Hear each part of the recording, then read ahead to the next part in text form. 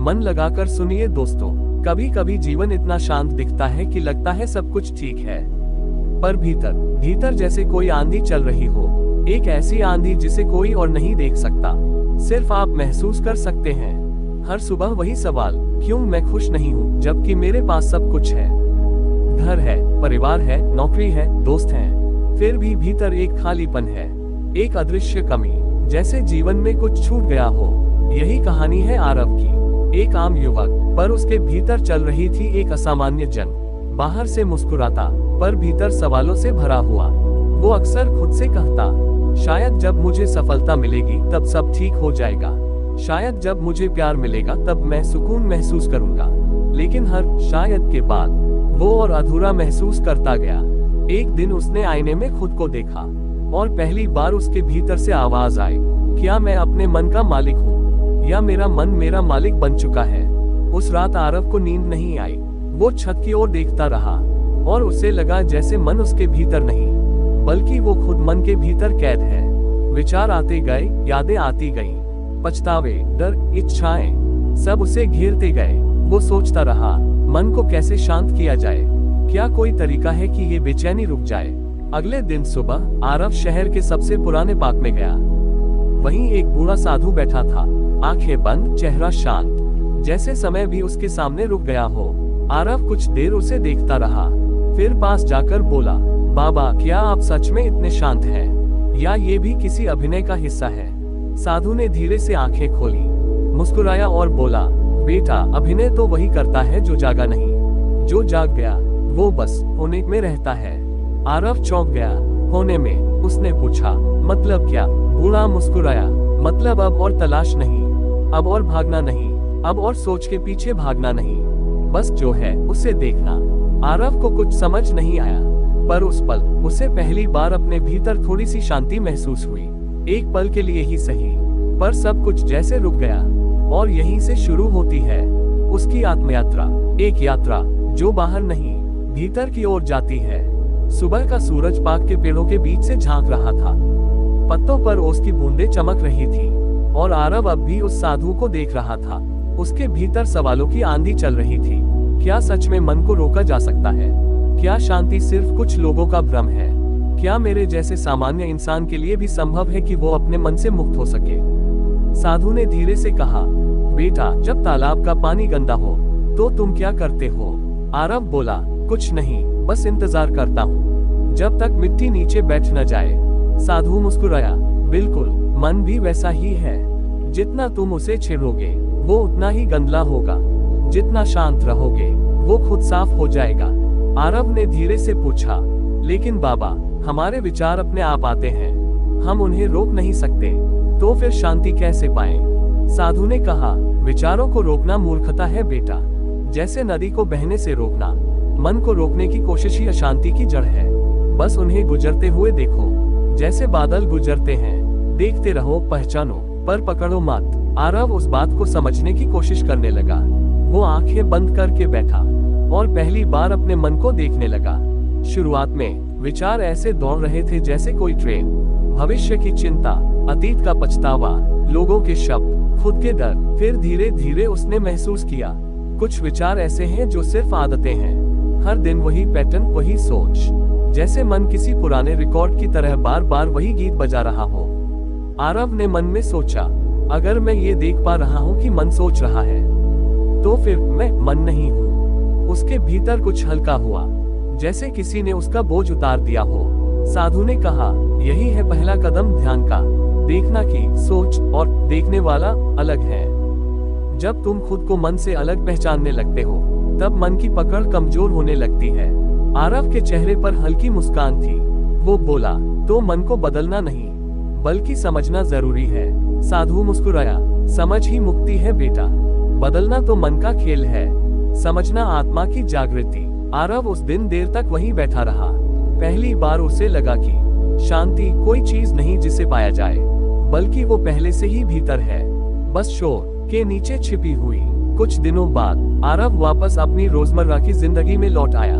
Office, दोस्त, रिश्ते सब वही थे, पर अब कुछ बदल चुका था, जैसे उसके भीतर कोई धीरे धीरे जाग रहा हो।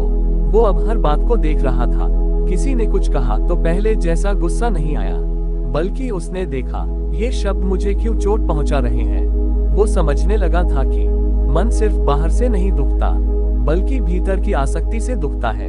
एक शाम आरव अपने कमरे में बैठा पुराने फोटो देख रहा था, अपने दोस्तों, अपने पुराने प्यार और अपने परिवार की तस्वीरें। हर तस्वीर के साथ एक कहानी थी, एक मोह, एक इच्छा, एक काश ऐसा होता कि कसक। उसने धीरे से खुद से कहा, हम जिनसे सबसे ज्यादा प्यार करते हैं अक्सर वही हमें सबसे ज्यादा दुख देते हैं।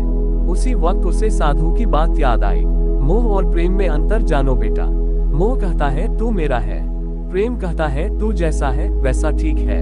आरव को लगा शायद उसने कभी किसी से सच्चा प्रेम किया ही नहीं। वो तो हमेशा कुछ पाने की उम्मीद में जुड़ा रहा, कभी ध्यान, कभी रिश्ता, कभी मान सम्मान। हर जगह उसका मन कुछ लेने की तलाश में था। वो उठा, खिड़की खोली और बाहर झरते पानी को देखने लगा। बारिश जैसे उसे कुछ सिखा रही थी। देखो, मैं गिरती हूँ, मिट्टी में मिलती हूँ, पर फिर भी दूषित नहीं होती। उसके भीतर से आवाज आई, शायद प्रेम भी ऐसा ही होना चाहिए, देने वाला पर अपेक्षा रहित। अगले दिन वो उसी पास गया जहाँ साधु मिला था, पर इस बार साधु वहाँ नहीं था। सिर्फ एक पुराना पत्थर था जिस पर कुछ लिखा हुआ था, ग्रेटर देन। जब तू छोड़ना सीख जाएगा तभी पालेगा जो सदा से तेरा था। आरव ने पत्थर पर हाथ रखा और आंखें बंद कर ली। वो खुद से कह रहा था, शायद मुझे छोड़ना सीखना होगा, लोगों को, उम्मीदों को, यहाँ तक कि अपने पुराने स्वयं को भी। वो समझ चुका था कि मोह ही दुख की जड़ है। हर मेरा शब्द के पीछे एक डर छिपा है, खो जाने का डर। पर जो खोने से नहीं डरता वो मुक्त हो जाता है। आरव अब धीरे धीरे मन के भ्रम से जागने लगा था। उसे एहसास हुआ कि मन हर वक्त उसे धोखा देता रहा। कभी कहता यह जरूरी है, कभी कहता वो व्यक्ति तुम्हें पूरा करेगा। लेकिन सच्चाई ये थी, कुछ भी बाहर नहीं था, सब भीतर था। उसने तय किया, अब वो इस यात्रा को पूरी तरह जिएगा।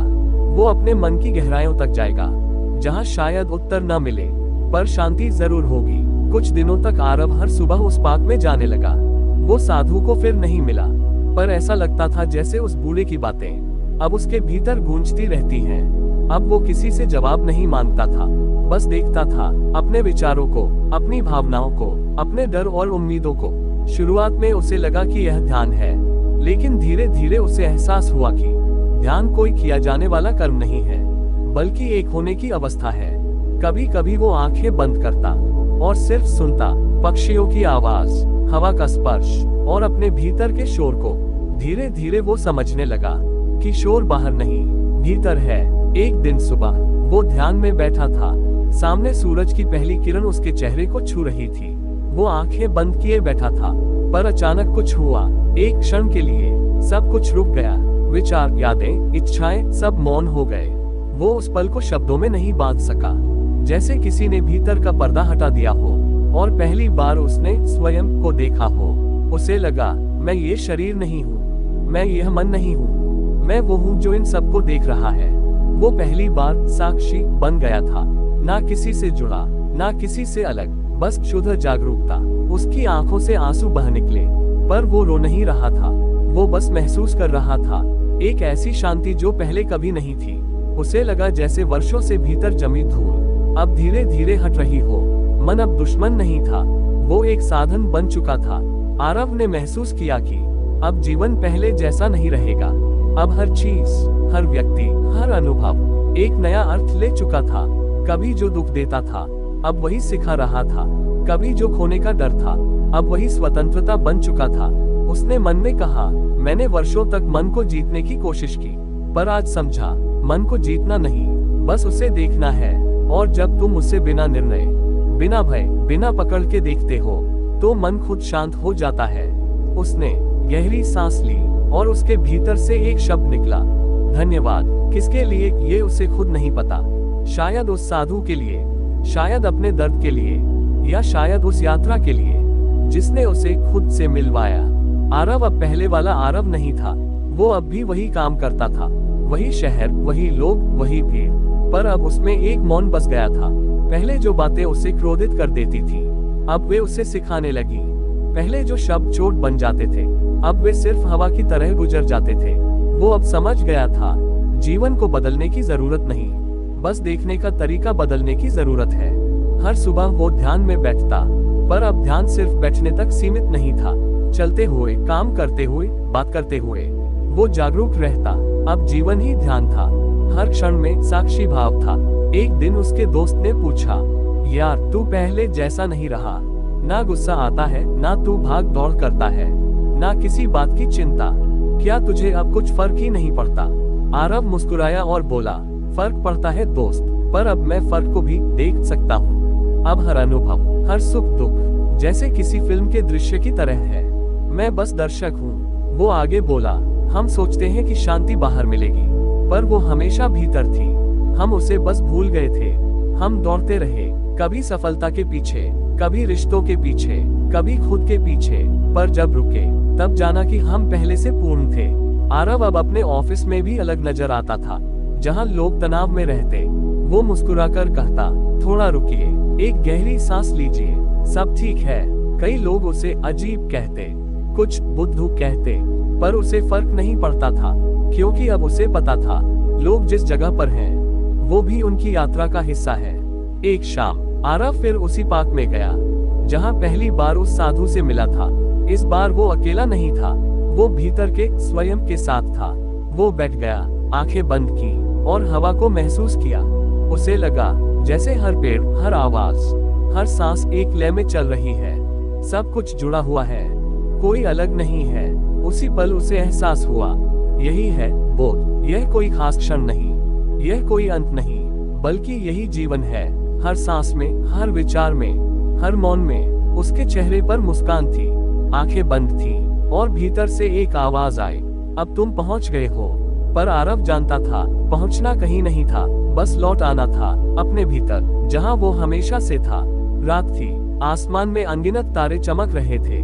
आरव उसी पुराने पार्क में बैठा था, जहां उसकी यात्रा शुरू हुई थी। उसने आंखें बंद की, अब विचार नहीं आ रहे थे, अब सवाल नहीं थे, बस मौन था। एक ऐसा मौन जो खाली नहीं था, बल्कि भरा हुआ था, प्रकाश से, उपस्थिति से, जीवन से। उसे लगा जैसे भीतर कोई सीमाएं नहीं है। वो पेड़ों में है, हवा में है, मिट्टी में है, हर चीज में है और हर चीज उसी में है। अब कोई आरव नहीं था, कोई मंत्र नहीं, कोई साधु नहीं, बस होना था। उसे याद आया जब उसने पहली बार साधु से पूछा था, क्या आप अभिनय कर रहे हैं? और साधु ने कहा था, जो जाग गया वो बस होने में रहता है। आज वो समझ गया था क्या मतलब था उस वाक्य का, होना, बिना प्रयास, बिना लक्ष्य, बिना विरोध। उसने महसूस किया मन और जीवन अब अलग नहीं है। मन अब शांत है, क्योंकि अब वो विरोध नहीं कर रहा। जो है वो स्वीकार है, जो नहीं है वो भी स्वीकार है। हर सांस अब एक प्रार्थना जैसी थी, हर पल अब एक ध्यान था। उस पल आरव के भीतर एक गहराई खुली, जैसे सागर का द्वार, और उसमें डूबते हुए उसे एहसास हुआ, मैं कभी टूटा ही नहीं था, मैं बस अपने मन की धुंध में खो गया था। अब कोई खोज नहीं थी, क्योंकि खोजने वाला ही मिट गया था। कुछ देर बाद उसने आंखें खोली, सूरज उग रहा था, पहली किरणें उसके चेहरे को छू रही थी। वो मुस्कुराया, वो मुस्कान किसी खुशी की नहीं थी, बल्कि स्वीकृति की थी। उसके भीतर से एक गहरी आवाज आई, ग्रेटर देन। जब तू मन से ऊपर उठ जाता है, तब तू जीवन से एक हो जाता है। वो उठकर चला, धीरे धीरे, हर कदम में शांति थी। लोगों ने कहा, आरव अब पहले जैसा नहीं रहा, पर सच्चाई ये थी, वो अब वैसा बन गया था जैसा वो हमेशा से था। अब उसमें कोई भूमिका नहीं थी, कोई मुखौटा नहीं था, बस एक साक्षी जो देखता है, जीता है और हर पल को प्रेम से स्वीकार करता है। दोस्तों, जीवन कोई यात्रा नहीं जिसमें कहीं पहुंचना हो, जीवन स्वयं ही मंजिल है। जब तुम मन की परतों को समझने लगते हो, तो धीरे धीरे तुम्हारे भीतर एक मौन खिलता है। वो मौन ही ध्यान है, वो मौन ही शांति है, वो मौन ही तुम हो। मन और जीवन एक आत्म यात्रा समाप्त होती है उस बिंदु पर, जहां खोजने वाला और खोज दोनों एक हो जाते हैं, जहां मन और जीवन के बीच कोई दूरी नहीं रहती, बस अस्तित्व रह जाता है, बस शांति। दोस्तों, अगर आपको ऐसी ही जीवन परिवर्तन करने वाली बातें, आध्यात्मिक ज्ञान और मनोविज्ञान का संगम पसंद है, तो हमारा चैनल आपके जीवन की रोशनी बन सकता है। ये चैनल सिर्फ वीडियो का संग्रह नहीं, बल्कि आत्मा को जगाने का एक सफर है। तो अभी हमारे YouTube चैनल को सब्सक्राइब कीजिए। धन्यवाद।